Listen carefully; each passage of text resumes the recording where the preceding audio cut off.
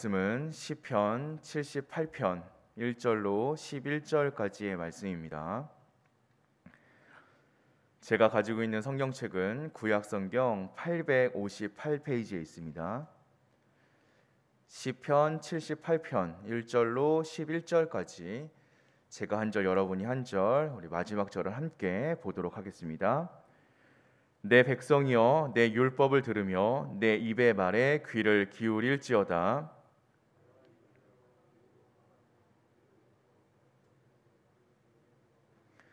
이는 우리가 들어서 아는 바요, 우리의 조상들이 우리에게 전한 바라.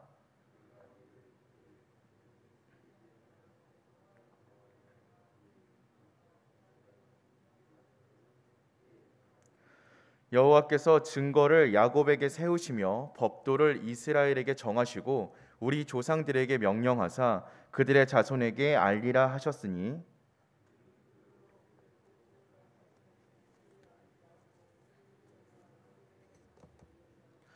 그들로 그들의 소망을 하나님께 두며 하나님께서 행하신 일을 잊지 아니하고 오직 그의 계명을 지켜서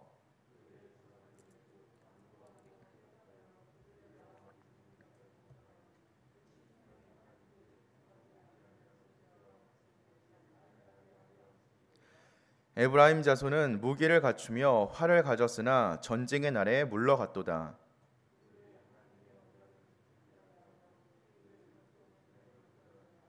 함께 보시겠습니다. 여호와께서 행하신 것과 그들에게 보이신 그의 기이한 일을 잊었도다. 아멘. 다들 알고 계시겠지만 저는 정륜교회에서 교육을 담당하고 있습니다. 원래부터 다음 세대에 관심이 많았기 때문에요. 지금 맡고 있는 이 직책이 저에게는 참 기쁨으로 섬기는 자리가 되고 있습니다. 그런데 기쁨의 마음만큼이나 걱정과 고민도 참 많이 되는 자리인 것 같습니다. 왜냐하면 다음 세대, 자녀들의 신앙이라는 것은 모든 교회가 가지고 있는 고민이기 때문입니다. 어떻게 해야 교회의 다음 세대, 좀 다시 말하자면 우리의 자녀들이 올바르게 신앙으로 자라날 수 있을까? 그들을 어떻게 잘 양육할 수 있을까라는 것은 교회뿐만 아니라 모든 신앙을 가지고 있는 사람들이 하고 있는 고민인 것 같습니다. 그래서인지 요즘 세대는요, 참 많은 방안들, 제도들, 프로그램들 이런 것들이 참 많이 있습니다.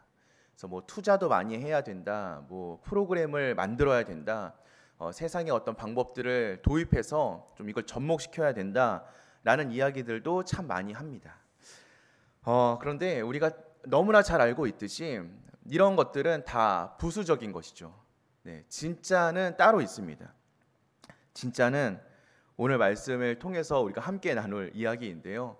하나님의 말씀을 어떻게 잘 마음에 새기느냐라는 것이 아닐까 싶습니다. 오늘 우리가 함께 읽은 이 말씀을 통하여서 우리의 다음 세대들, 또 우리의 자녀들, 나아가서 우리는 하나님 앞에서 어떻게 서 있어야 하는지에 대한 은혜를 좀 나누어 보고자 합니다. 먼저 우리는 우리의 자녀들을 위하여서 말씀에 귀 기울일 수 있도록 노력할 수 있어야 합니다. 우리가 너무나 잘 알고 있듯이 말씀이 없는 부흥은 존재하지 않습니다. 하나님의 말씀이 없다면 어떠한 믿음도 생겨날 수 없습니다. 우리가 믿음을 갖기 위해서는 가장 중요한 건 하나님이 누구인가라는 것을 잘 아는 것입니다. 하나님이 누구인가는 오직 말씀을 통해서만 알 수 있습니다. 이스라엘 백성들은 하나님의 말씀을 아버지가 아들에게 전해 주었고요. 그 아들이 다시 자신의 아들에게 전하는 방법으로 전수하였습니다. 그렇게 전한 믿음, 그렇게 전한 말씀에 아들 세대가 스스로 귀를 기울일 때 비로소 이스라엘 백성들은 소망이 있는 민족이 될 수 있었고 부강한 나라가 될 수 있었습니다. 이 시대를 사는 우리들에게도 마찬가지의 모습이 필요한 줄로 믿습니다.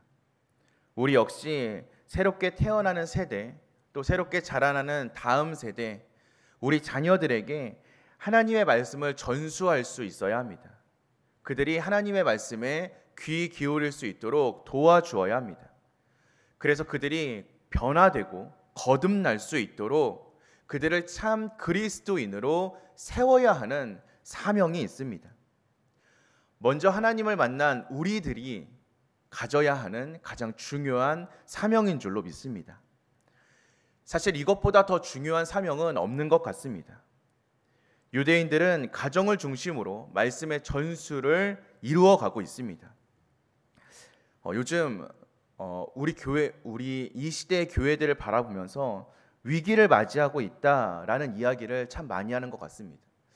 다음 세대에 소망이 없다, 다음 세대가 믿음으로 바로 서지 못한다라는 이야기도 많이 합니다.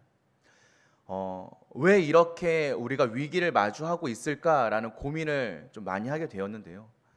예전 세대와 지금 세대의 가장 큰 차이점이 무엇일까라는 고민을 하면서 좀 이런 생각을 해봤습니다. 요즘은 가족 간의 대화가 많이 줄어든 것 같다라는 생각입니다. 식탁에 둘러앉아 하나님의 일을 기억하고 하나님이 주신 은혜를 기억하고 또 각자가 경험했던 어떤 신앙의 경험들을 나누는 상황들, 나누는 시간들이 요즘은 참 많이 줄어든 것 같습니다. 핸드폰으로 인하여서 소통의 단절로 인하여서 또 문화의 차이로 인하여서 요즘은 이렇게 둘러앉아서 이야기하고 있는 시간들이 참 많이 줄어들고 있는 것 같습니다. 세상의 교육에는 열심히 열을 내고 있지만 가정 예배, 말씀의 전수에는 조금씩 소홀해져 가고 있는 것이 지금 우리 세대가 마주하고 있는 문제가 되지 않을까라는 고민을 하고 있습니다. 우리가 코로나를 경험하면서 이런 일들을 참 직면하고 있는 것 같습니다. 학교, 학원, 세상의 교육들은 어떻게든 마스크를 쓰고 방역을 철저히 하면서 열심히 보내고 있지만 교회, 예배에는 조금 멀리하고 걱정돼서요, 좀 부담돼서요 라고 하면서 발길을 조금씩 끊고 있는 것이 우리의 모습이 되고 있지는 않은지 좀 돌아보아야 할 줄로 믿습니다.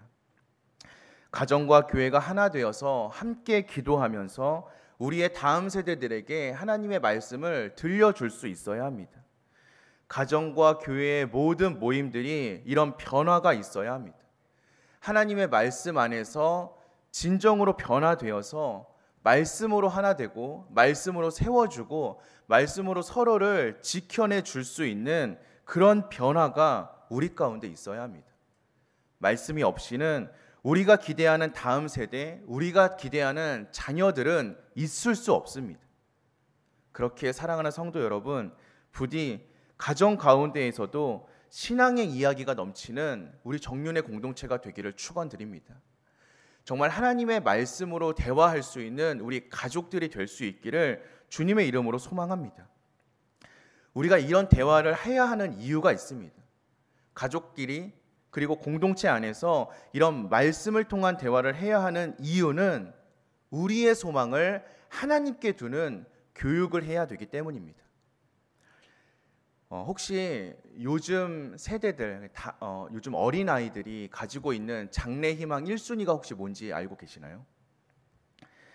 여러 가지 꿈들이 있겠죠. 여러 가지 꿈들이 있겠지만 가장 많은 부분, 그러니까 1위를 꼽으라고 한다면 건물주입니다. 건물주. 그래서 요즘엔요 이런 농담도 있습니다. 조물주 위에 건물주. 조물주 위에 건물주. 그냥 웃으면서 넘길 수 있는 농담은 아닌 것 같습니다. 때로는 이런 이야기를 들으면 참 소름이 돋을 때도 있습니다. 왜 그러냐면요, 그만큼이나 요즘 아이들이 꿈이 없기 때문입니다. 비전이 없습니다. 요즘 아이들에게 가장 중요한 것은 편하게 사는 것입니다. 건물에서 나오는 임대료 받으면서 나는 그냥 놀면서 살고 싶다라는 것이 그 아이들의 장래 희망입니다. 그래서 그 아이들이 내 꿈은 건물주입니다 라고 이야기하는 것이죠. 사랑하는 성도 여러분, 이러한 그 아이들의 모습이 하나님의 생각과는 사실 너무나 멀리 떨어져 있는 모습이 되고 있진 않습니까? 하나님께서는 우리에게 단 한 번도 세상에서 편하게 먹고 사는 것을 비전으로 주신 적이 없습니다. 하나님의 뜻은 오히려 자신을 희생하는 것에 있었습니다. 남을 섬기는 것에 있습니다. 자신의 목숨을 바치는 것에 있습니다. 우리가 어떻게 구원을 받을 수 있었겠습니까? 이 땅에 오신 예수 그리스도께서 하늘의 영광을 다 버리시고 십자가에 달려 돌아가신 그 희생 때문이 아닙니까? 혹시 예수님께서도 하늘의 영광을 취하기만 원하시고 편하게 살기를 원하셨다면, 그래서 십자가에 달려 돌아가시는 것을 마다하셨다면 지금 우리의 모습은 어떠하였겠습니까? 자신의 십자가를 지고 자신을 희생하며 복음을 위하여서 헌신해야 하는 그런 예수님의 모습을 따라 살아가야 하는 우리가, 그리고 우리의 다음 세대가 편안한 삶을 추구하고 그것을 최고의 가치라고 여기며 살아가는 것은 합당하지 않습니다. 그러므로 우리는 우리의 다음 세대에게, 우리의 자녀들에게 올바른 소망을 심어줄 수 있어야 합니다. 세상에 그러는 편안함을 소망으로 삼는 것이 아니라 하나님을 소망으로 삼을 수 있도록 가르칠 수 있어야 합니다. 그리고 그에 합당한 비전을 제시해 줄 수 있어야 합니다. 사실 이러한 일들은요, 교회에서의 제시로 끝나서는 안 됩니다. 일주일에 한 번 만나는 이 예배를 통한 도전으로 멈추어서는 안 됩니다.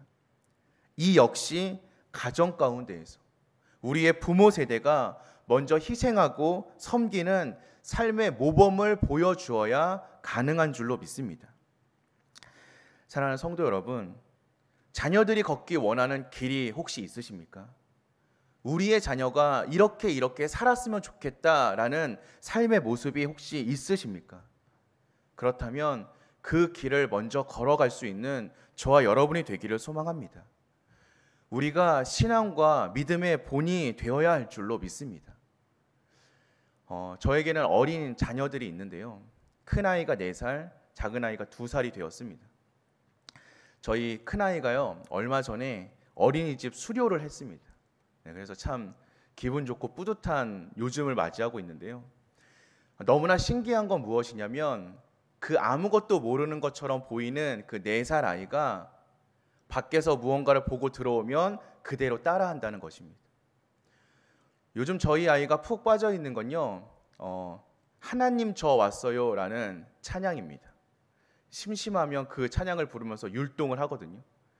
왜 이 아이가 이런 율동을 하고 찬양을 할까 곰곰이 생각해 봤더니 저희 집에 TV가 없거든요. 그래서 아이가 심심해하면 그 율동 동영상을 이렇게 핸드폰으로 보여줬습니다. 그 아이가 보고 즐긴 것이 그 찬양의 컨텐츠이기 때문에 자신이 심심하고 자신이 즐거우면 그 찬양을 하면서 그 율동을 하면서 자신의 즐거움을 표현하는 것이죠. 다시 말씀드리면 우리의 자녀들은요, 보고 배운 것을 그대로 따라할 수밖에 없습니다. 그래서 우리에게는 그 아이들에게 신앙의 모범과 본을 보여야 하는 사명이 있다라는 것입니다. 저에게도 요즘 거룩한 부담감이 그래서 많이 생기고 있습니다. 사실 지금까지는 밖에서는 목사였지만 집에 들어가면 떼쟁이 남편, 떼쟁이 아들이었거든요.